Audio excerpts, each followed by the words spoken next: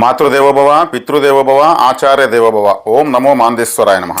వృషభ రాశి వాళ్లకు ఈ 2020 సంవత్సరంలో మనము ఎలా ఉంది సంవత్సర ఫలితాలు తెలుసుకునే ముందు ఈ రాశి యొక్క ప్రత్యేకమైనటువంటి లక్షణాలు కొన్ని చెప్పుకునే దాంట్లో భాగంగా ఇప్పుడు మనము చర్చించుకుంటే, వృషభ లగ్నము అనేది ఇది స్థిర రాశి అంటే నిర్ణయాలు వీళ్ళకి ఈజీగా మారవు, పట్టుదలగా ఉంటారు, ఏది కూడా అన్నీ వింటారు, మళ్ళీ ఆలోచించుకుంటారు. వృషభం అంటే ఏమి? ఎద్దు అంటే ఒక గోవు, ఒక పశువు అని అర్థం. బాగా గమనించండి, ఎద్దు ఏం చేస్తుంది, లేదా పశువులు ఏం చేస్తాయి?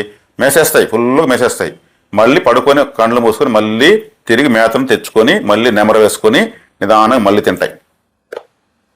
సేమ్ అదే లక్షణం వెళ్ళుకుంటుంది. మొత్తం వింటారు, వినేసి మళ్ళీ వినిన దాన్ని మొత్తం మళ్ళీ నెమరేస్తుంటే మళ్ళీ తెచ్చుకొని ఏది మంచి ఏది చెడ్డ అనేది నిర్ణయించుకుంటారు. సొంత నిర్ణయాలు వీళ్ళు చాలా బలవంతులు. ఈ రాశి వాళ్ళు సొంత నిర్ణయాలు చాలా బలవంతుడు. కుటుంబానికి వీళ్ళు ఇచ్చే ప్రాధాన్యత ఇంకెవరు ప్రపంచంలో.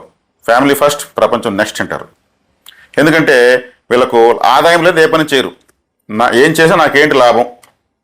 రాశాది శుక్రుడు లాభస్థానంలో ఉచ్చస్థితి పొందుతున్నాడు. రేపు ఎలా ఉంటుందో రేపటి గురించి ఈరోజే ప్లాన్ చేసుకుంటారు. అదేవిధంగా వీళ్ళకు 2, 5వ స్థానాధిపతి అయినటువంటి బుధుడు రాజయోగకారకుడు. లెక్కలు బాగా వేస్తారు. లెక్కలు వీళ్ళు వేసిన దాంట్లో వీళ్ళు వేసినట్టు ఎవరు వేరు. లెక్కలో దిట్ట వీళ్ళు.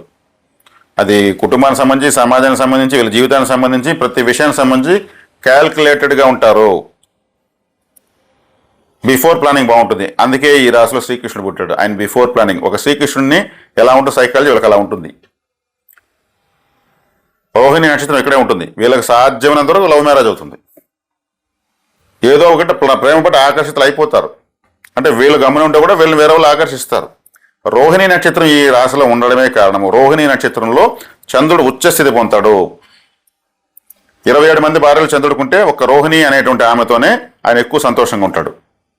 కృత్తిక, రోహిణి అనే భార్యలతో ఆయన ఎక్కువ సంతోషంగా ఉంటాడు. కాబట్టి వీళ్ళకు లవ్ మ్యారేజెస్ ఎక్కువ ఉంటాయి. విదేశాలకు వీళ్ళకి పెద్దగా ఇష్టం ఉండదు. పోయి ఎంజాయ్ చేసి వస్తారే కానీ అక్కడ పోయి స్థిరపడాలని అనుకోరు. ఒకవేళ స్థిరపడాలని వెళ్ళినా ఇబ్బందులు పడే వాళ్ళు వృషభ రాశి వాళ్ళే.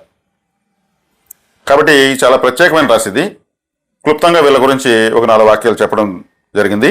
తర్వాత ఈ సంవత్సరం 2026 సంవత్సరం, ఇంగ్లీష్ సంవత్సరం, జనవరి నుంచి డిసెంబర్ వరకు వీళ్ళకు ప్రధాన గ్రహాలైనటువంటి రాహుకేతువులు, శని, గురు గ్రహాలను ప్రామాణికంగా తీసుకొని చెప్పడం జరుగుతూ ఉంది. ఈ రాశి వాళ్లకు గురువు 2వ ఇంట జూన్ 30 వరకు, తర్వాత ఆయన కర్కాటక రాశిలో, ఆ తర్వాత కూడా మళ్ళీ సింహరాశిలో కూడా ప్రవేశించేట్టుగా కూడా క్యాలిక్యులేషన్స్ ఉన్నాయి.